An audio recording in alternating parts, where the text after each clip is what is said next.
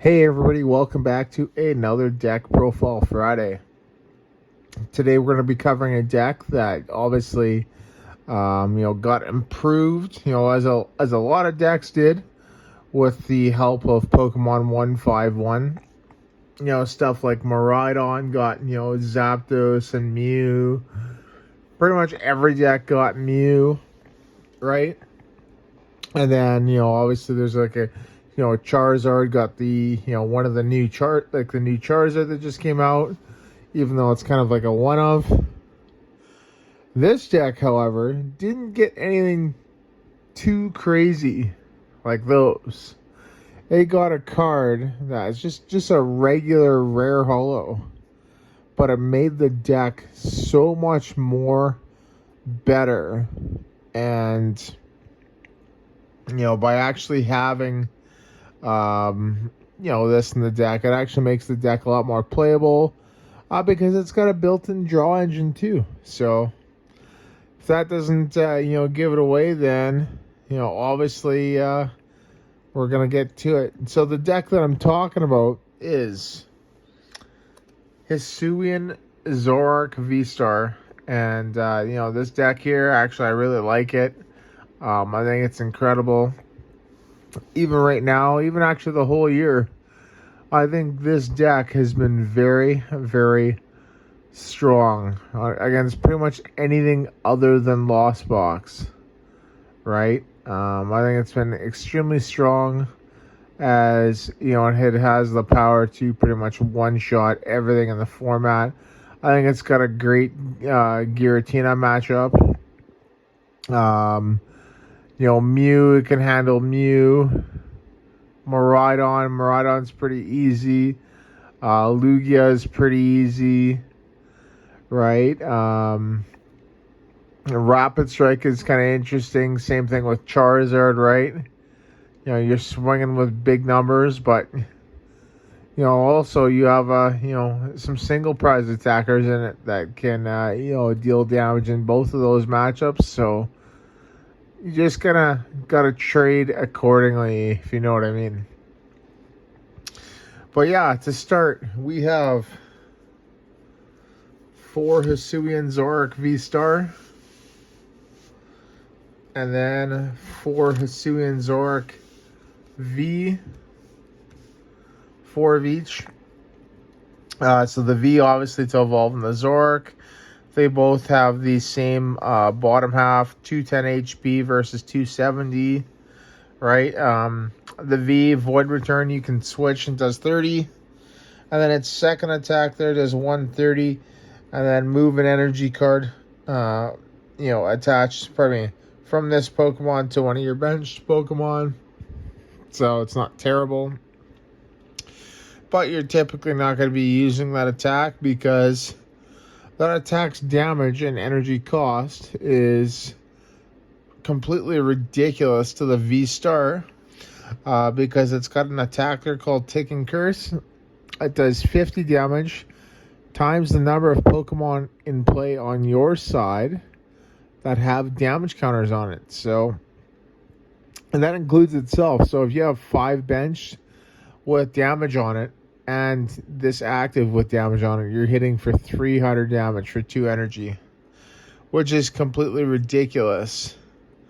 And then its ability there, its V-Star Power Phantom Star, you can discard your hand to draw 7 cards. So it's got that built-in research, Professor's Research. So on those turns where you want to, obviously Professor's Research and then Boss, you can do that, right? And that's a great turn 1 play. So, and this is the main attack of the deck.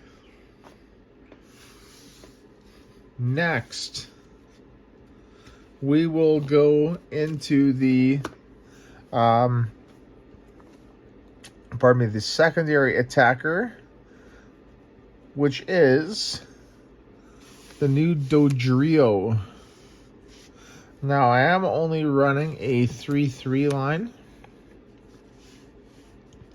I've seen some lists play 4. I've seen some play 3, right? I'm playing 3 because I'm more in favor of having the V-Star and just being a little bit more aggressive with that. So, but yeah, we got Dodrio here. The Doduo, this is probably the best one. 70 HP, 1 retreat, no resistance to fighting, weakness to lightning. Dodrio has the same bottom. And its attack there on Doduo, reckless charge for colorless is 30, 10 to itself. Not terrible. And then Dodrio. So the reason why we play Dodrio is because of its ability Zooming Draw. Once during your turn, you may put 1 damage counter on this Pokemon, and if you do, draw a card. Right? And the good thing about that is you can have multiple Dodrios in play, drawing you cards and getting more damage. Right? Getting more damage on a Dodrio is good, not just for Zoroark, but for itself and its ballistic beak attack. It does 10 damage for a colorless, plus 30 more damage for each damage counter on this Pokemon. So if you get up to 9 damage counters on it, which is the max, you can be dealing 270 damage, and that is absolutely crazy for, you know, especially for a stage 1 with, you know, for a 1 cost attack. Really awesome. And that's also a new card that came out of Pokemon 151, the Dodrio line. So the next part of the deck is just our techs. We do play 3 Gengar, right? And it's only there for its ability Netherworld Gate. When it's in the discard pile, you can put it into play onto your bench. If you do, put 3 damage counters on it. Pretty cool, hey? Alright, so the next Pokemon, right? We only got 2 left. These two, Squawkabilly EX and Radiant Alakazam. So Squawkabilly there, the whole point of it is for Squawk and Seize, right? Much like how you would play, you know, Zoroark in the past with, you know, Crobat V, right? You're playing it pretty much the same way. You're going to use this turn 1 and then try and Phantom Star in the same turn, right? So you discard your hand for it, and then you draw till you have 6 cards. That's Squawk and Seize. That's the ability Squawk and Seize on Squawkabilly EX, right? Its attack there we don't worry about because we don't have basic energy.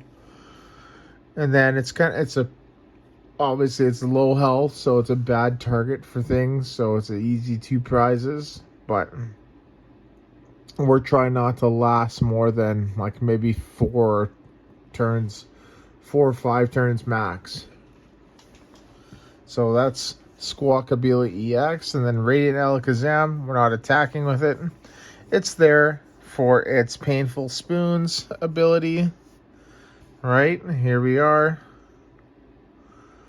And the whole point of that is just to move damage counters to where we need to on your opponent's side, so we can achieve those 1-hit KOs a lot easier. And that is it for the Pokemon. Really simple. So next, the trainer cards, supporters and stadiums. For Professor's Research, discard your hand, draw 7. Triple Boss. Triple Iono, so Boss, Gust, whatever you want. Iono, hand to the bottom, draw till we have prizes. Same number of prize cards in your hand from your deck, right? So if you have 4 prize cards, you draw 4 from the top. Then stadiums, 3 Gapejaw Bog to help, and then a single Path to the Peak, you know, for those decks that are, you know, just kind of annoying with their abilities. This will shut them down. And it's really good too because our deck is not really ability dependent, right? After a Phantom Star or a Squawk and Seize, that's really it, right? So we're going to get a ton of value that pretty much after that turn 1, turn 2. That's the supporters and the stadiums. So lastly, the item cards, right? The fast playing cards. We got 4 battle VIP pass, right? Just to make it more consistent. 4 damage pump to move those damage counters to where we need to, typically onto our Zoroarks. 4 Ultra Ball. Discard 2 cards from your hand. Search your deck for any Pokemon. Put it into your hand. Pardon me. 2 Capturing Aroma. Flip coin of heads. Search for an evolution of tails. Search for a basic. Put it into your hands. 2 Nest Ball. Basic to the bench. Choice Belt plus 30 to Pokemon V. So that there can be swapped for the Psychic buff or the Dark buff. So I think it's Cleansing Gloves and Justified Gloves, either or. We got 1 Super Rod to put the our knocked out Pokemon or Pokemon that become discarded back into our deck. And then a Switch to switch our cards. Our Pokemon, pardon me. And that is it for the trainers. Pretty cool. So now, our energy. We play 8. We got 4 double turbo. We need those. 2 jet. Helps us switch from the bench to the active. And then 2 V-Guard.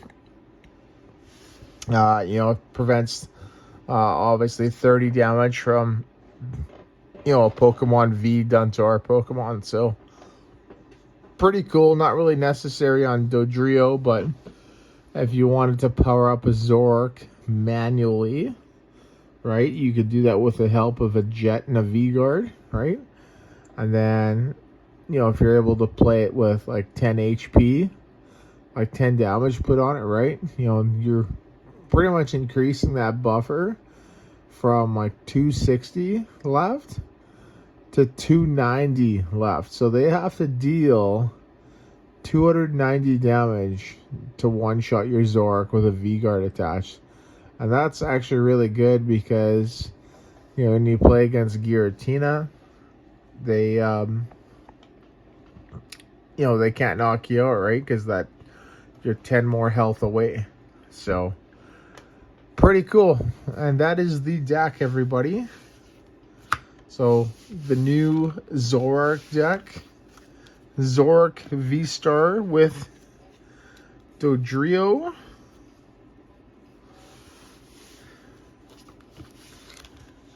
ugly, yeah, pretty cool. Let me know what you think. Obviously do the usual, comment, like, subscribe, etc. Yeah, this is definitely one of my favorite decks. With I've been playing this one for quite a long time, right? It's always a deck that I've had built. I've did a few upgrades on it, here and there with a new set, right? And I feel like it's a pretty good list right now. I know some play Manaphy, right? For obviously that Lost Zone matchup and that Greninja, because that's a big problem, right? You just Greninja 2 Dodrios and then it's game over, right? But yeah, you're definitely obviously able to put that in. So I'd maybe cut a Gengar for 1. Yeah, there you go. So, and then obviously we're going to be getting a new set coming up pretty soon in Paradox Rift. I think there's a couple pre-releases that are going to be happening within the next week or 2, so that'll be fun, and it'll be fun to see how this deck makes it moving forward, right? But yeah, thank you so much for watching, everybody, and once again, see you in the next video.